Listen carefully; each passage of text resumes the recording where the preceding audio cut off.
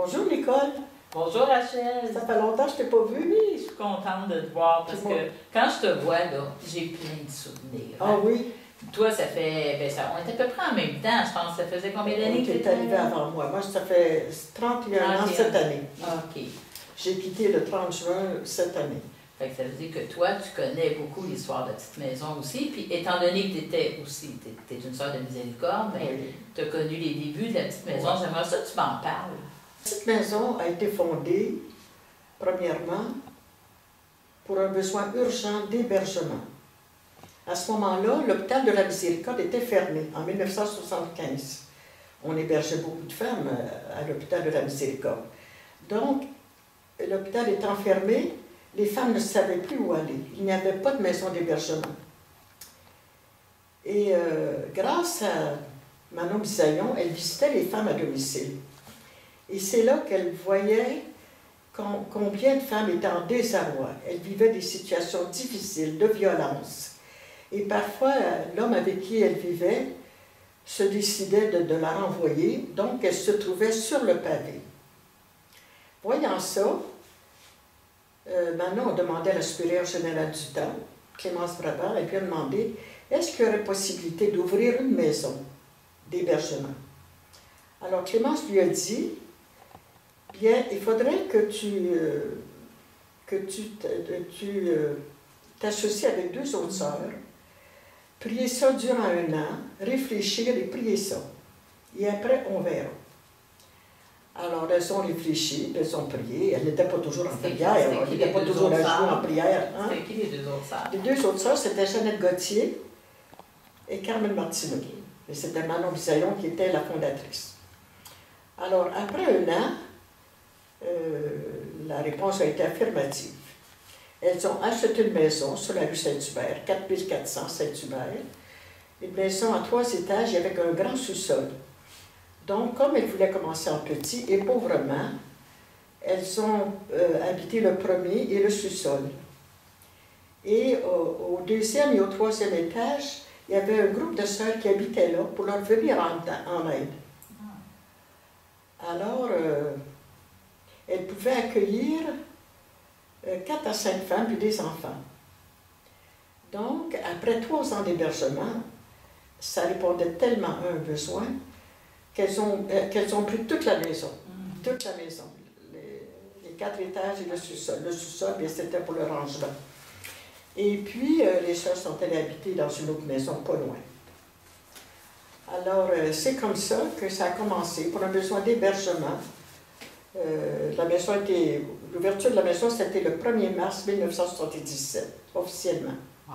Puis il y a eu depuis ce temps-là, il y a eu bien des changements. Il y a des changements. Il y a eu des déménagements.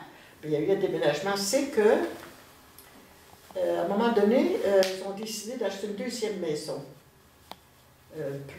Plus spacieuse, plus adéquate. Elles l'ont achetée du côté est de la rue Saint-Hubert, juste en face de la première. Elles ont acheté cette maison-là en 1984.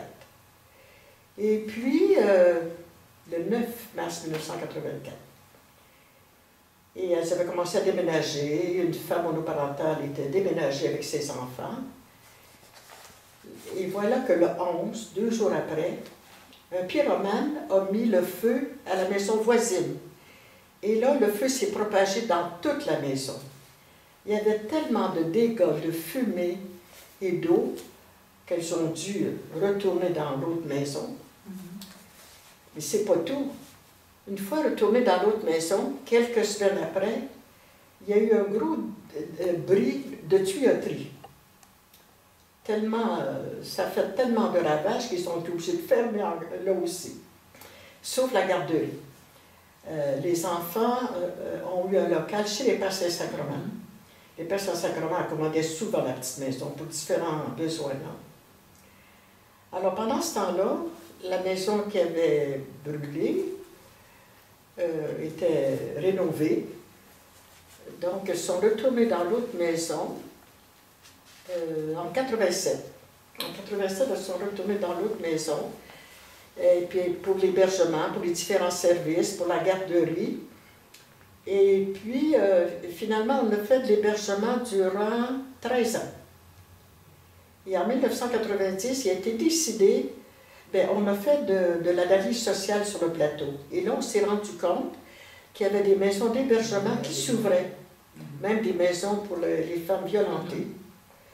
Et puis, donc, on a cessé l'hébergement, parce que c'est coûteux l'hébergement. Et là, la directrice a demandé au personnel de visiter, toujours dans la ligne de la mission, de visiter les femmes à domicile. Alors là, ça n'a pas été facile pour commencer, hein, vu la température, puis tout ça, partir tous les matins, puis aller...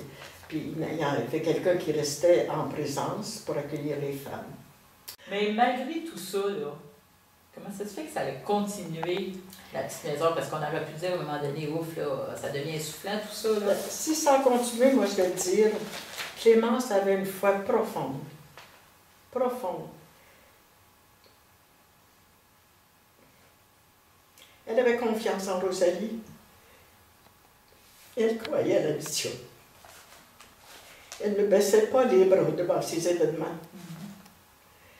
Et elle évoquait souvent une maxime de Rosalie.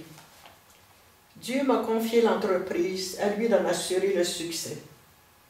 Rosalie disait ça souvent, et Clémence aussi. Quand elle était supérieure générale, elle écrivait des lettres, et souvent elle disait, Dieu m'a confié l'entreprise, à lui d'en assurer le succès. Et puis, c'est sa foi, sa confiance, sa croyance en la mission. Elle croyait vraiment à la mission. Elle avait raison. Puis elle avait une équipe aussi solide. Elle avait une équipe, oui, il y avait une équipe. Il y avait beaucoup de religieuses à ce moment-là. Oui, aussi. oui. Puis d'après toi, comme le charisme, est-ce qu'il se poursuit encore aujourd'hui? Parce que là, Céline et toi, vous venez de quitter. Le charisme se poursuit, oui, je suis certaine que le charisme se poursuit. J'ai un fait tangible. Le fait que le bon esprit se vit à la petite maison, c'est parce que le charisme se vit. Tout personnel est imprégné du charisme de Rosalie. Et je vois comment vous accueillez les femmes, tout le monde, avec tendresse, avec compassion, sans jugement. Vous n'êtes pas indifférente aux situations des femmes et des enfants. Et toujours dans la bonne humeur, le sourire. Et je suis sûre que le charisme se vit. J'en suis certaine. Tu crois pas? J'y crois. Et Rachel, en toute humilité, là, qu'est-ce que tu penses que toi, tu as laissé à la petite maison comme trace, puis comme héritage à tout personnel, puis aux mamans qui sont là aussi? Qu'est-ce que j'ai laissé? Quand il s'agit de nous, c'est difficile de dire qu'est-ce qu'on a laissé. On ne se voit pas, hein? Tu m'as vu mieux que moi.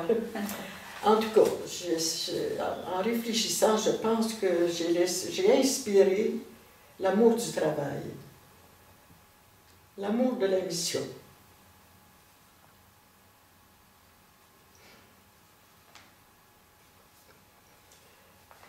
La confiance en Rosalie. À la petite maison, on prie Rosalie souvent. J'aimais les femmes. Toutes ces femmes intergénérations, interculturelles. C'est incroyable, toutes ces femmes interculturelles, des musulmanes. Et je les aime. On pouvait parler de religion avec elles, avec respect. Elles nous respectaient, puis on les respectait, puis on se sentait à l'aise. Et il me semble que j'ai dû inspirer ça. Ma chère Rachel, c'est un cadeau que tu me fais aujourd'hui de me partager tout ça. On aurait pu parler des heures et des heures, hein, parce que tu en as. Je me souviens de toutes les histoires, tous les faits que tu nous racontais dans nos rencontres d'équipe. Puis je suis sûre que ça va toujours demeurer dans nos cœurs, puis que tu es toujours la bienvenue chez nous. Merci pour ce que